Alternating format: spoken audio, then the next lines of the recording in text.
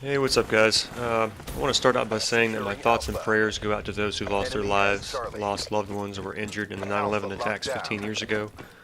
On this day 15 years ago, 2,996 people were killed and more than 6,000 others were injured.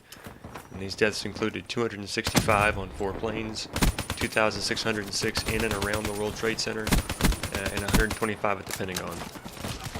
I tend to get choked up, seeing it all unfold over and over again, the voicemails to loved ones, the interviews with spouses and family members, watching brave men and women walk into certain death in an attempt to save lives, and the footage of people trapped in the towers who chose to jump, it was tragic to say the least.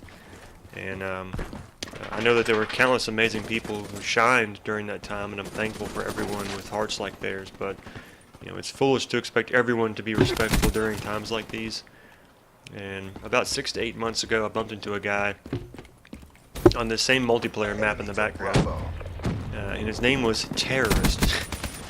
And he kept saying little fucked up remarks about the U.S. and just stuff that a quote-unquote terrorist would say. And many people in the lobby kept messing with him back, reminding him that terrorists were idiots. And at one point, he had this to say. He was like, "We are dumb, but you don't have twin towers." Like, honestly, what the fuck's wrong with people? What has gone awry with our genetics and teaching methods that have led to people like this even existing? Someone who is so selfish, so oblivious to the lives of anyone else, they can make a remark like that in stride like it was nothing. Maybe saying shit like that will haunt him. Maybe he'll regret it and lose sleep over it. I can only hope so, but I doubt it. I'd say most people that say and do things like that are just broken, and no amount of glue will ever quite fix them. They may learn how to pretend to care, but will only care on the surface, and will skate through life feeding off others in whatever ways they can, all the while showing no remorse. I'm not perfect by any means. I say things that I regret from time to time, especially when I get really angry. But I do feel bad about the things that I say sometimes that I shouldn't, which is normal, Anymore, though, it seems like more and more people are focusing so hard on themselves that they're forgetting the bigger picture and losing touch with how their actions affect the lives of others. I'm a football fan, not a fan of this team. But a couple weeks ago, one of the San Francisco 49ers quarterbacks decided that he would protest during the national anthem before the football game began on national television. He knelt to one knee and refused to put his hand over his heart while our nation's song played. His excuse was that it was not a protest against America, it's a protest against oppression and injustices and the equality that's not being given to all people. Okay, first off, let's look at some facts. Our president's a black man.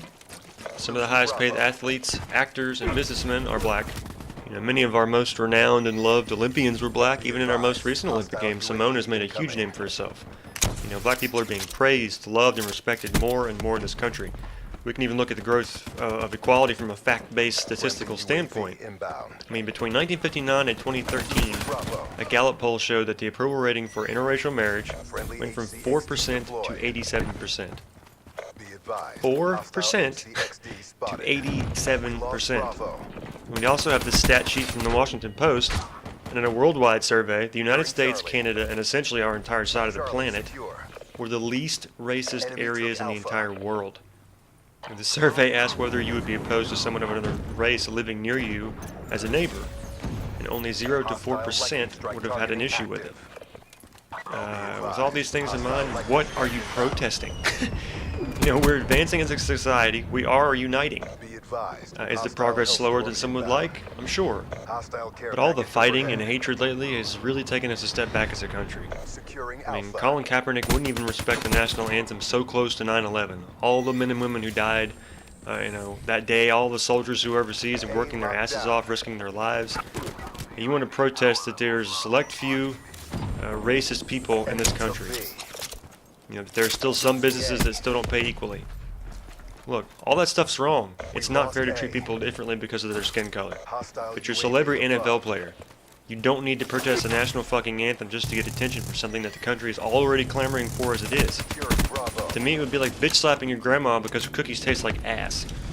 There's better ways to get your point across. Start a fucking hashtag on Twitter. Hold a press conference with the media. I just don't understand his mindset or the mindsets of those like him. You know, I'm glad to know that I'm not alone either. Other quarterbacks in the league are speaking out as well.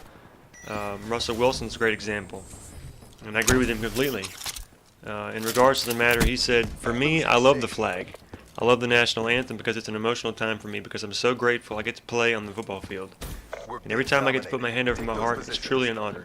You know, the military. For me, I think about my family members who have served and friends. I trade down in San Diego all the time. Some around the Navy, and I see those guys around.